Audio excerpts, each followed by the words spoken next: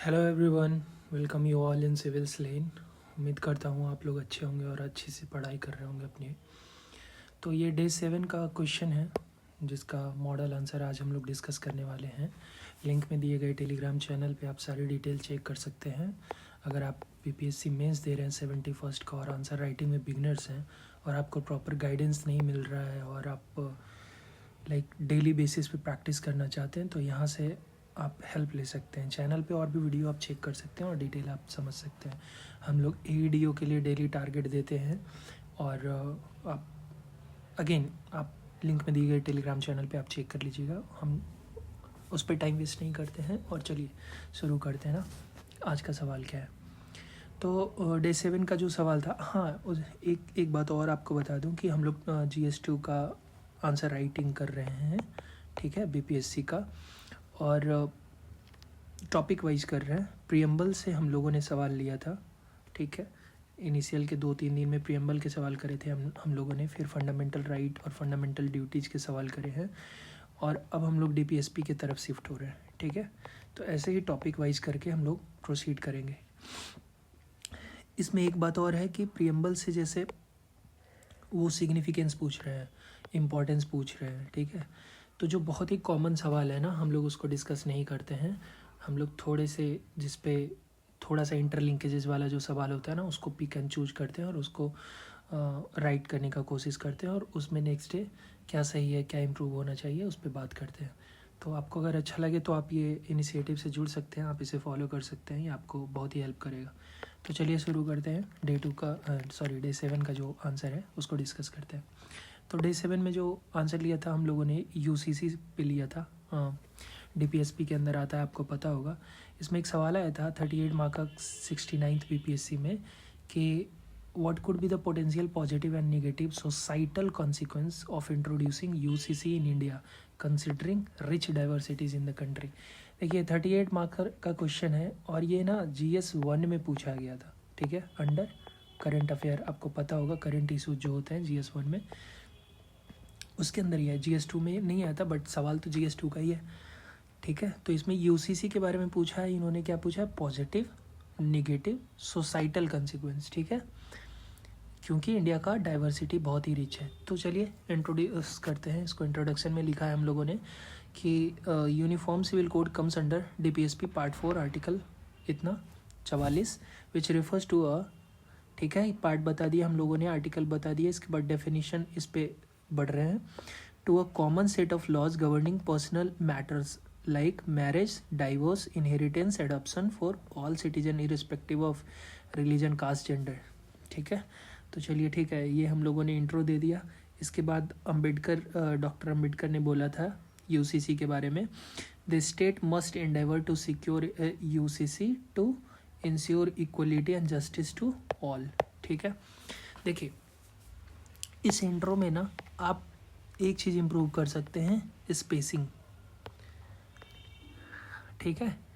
In general अगर आप पूरा पेपर में अगर आपका कंटेंट रेडी है, आपको कंटेंट अच्छा से याद है, पहला काम तो आपको कंटेंट होता है। जब टॉपिक आप पढ़ते हैं तो कंटेंट तैयार करते हैं, ठीक है, उसको याद करते हैं, उस पर आर्ग्यूमेंट तैयार करते हैं, उसके एग्जाम्पल्स याद करते हैं।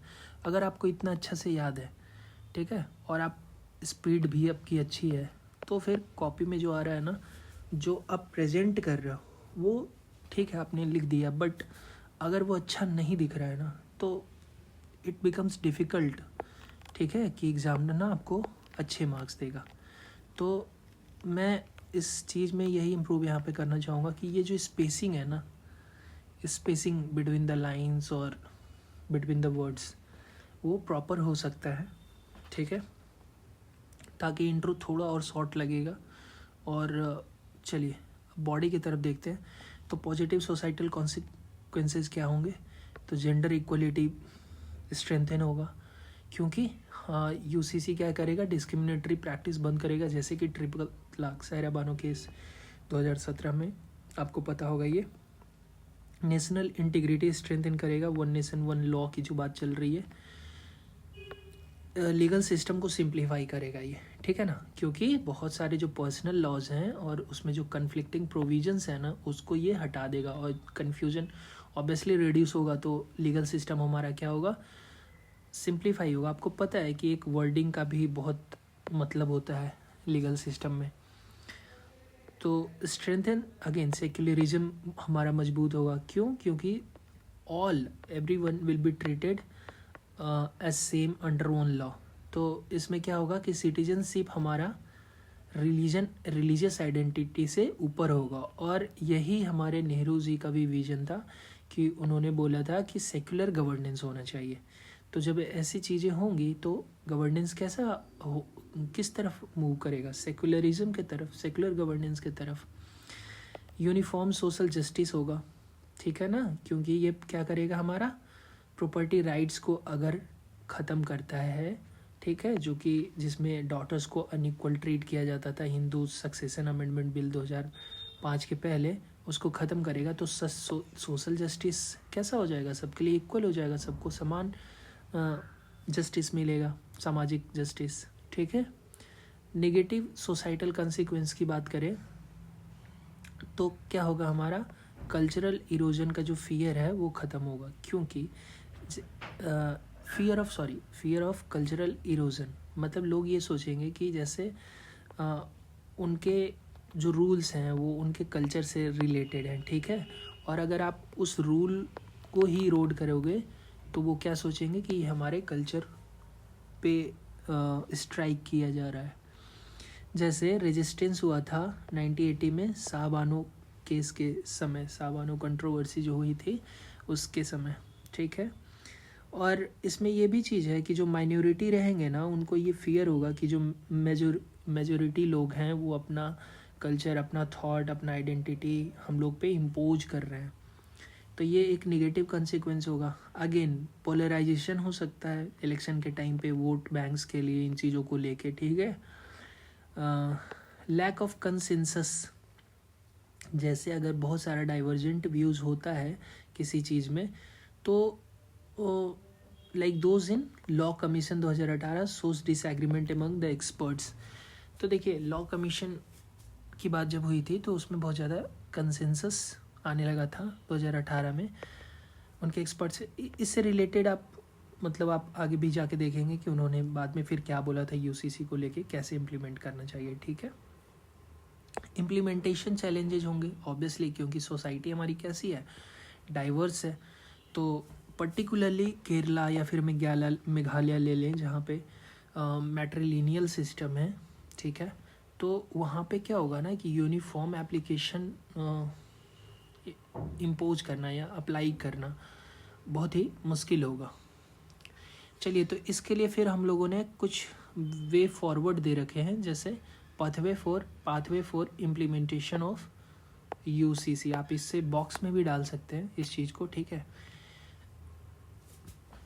तो पहला पॉइंट है कि gradual and step wise reform होना चाहिए, एब्रप्ट इन्फोर्समेंट नहीं होना चाहिए। देखिए लॉ कमीशन ने 2018 में यही बात कही थी कि ग्रेटर रिफॉर्म्स जो है ना हमारे पर्सनल लॉज में पहले होने चाहिए, उसके बाद इन चीज़ों को ग्रेजुअली क्या करना चाहिए, ग्रेजुअली इम्पोज करना चाहिए, ग्रेजुअली लाना चाहिए, मतलब धीरे धीरे इन चीज़ों को लाना चाहिए। Broad based and inclusive constitution, देखिए इस चीज़ में क्या प्रॉब्लम है ना कि ये लाइन ऐसा जा रहा है और ये फिर ऊपर जा रहा है, ठीक है। तो अवॉइड दिस थिंग्स, ऐसे चीज़ें ना पेपर में आप नहीं करें तो बेहतर है। इस पे डॉक्टर अम्बेडकर ने क्या बोला था, law is not only command but also to persuade the citizens.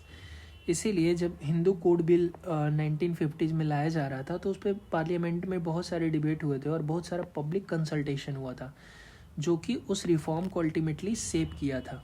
तो जब आप पब्लिक कंसल्टेशन करते हैं ना और उस हिसाब से लॉ बनाते हैं तो पीपल ईजिली एडजस्ट, ठीक है। State level adoption before national roll out, ठीक है। स्टेट में इस चीज़ को अप्लाई करके इन्फोर्स करके देखना चाहिए ग्रेजुअल इन्फोर्समेंट के बाद कि उसका क्या रिएक्शन रहता है ना, उसी हिसाब से नेशनल रोल आउट करना चाहिए, पूरे नेशन में लागू करना चाहिए।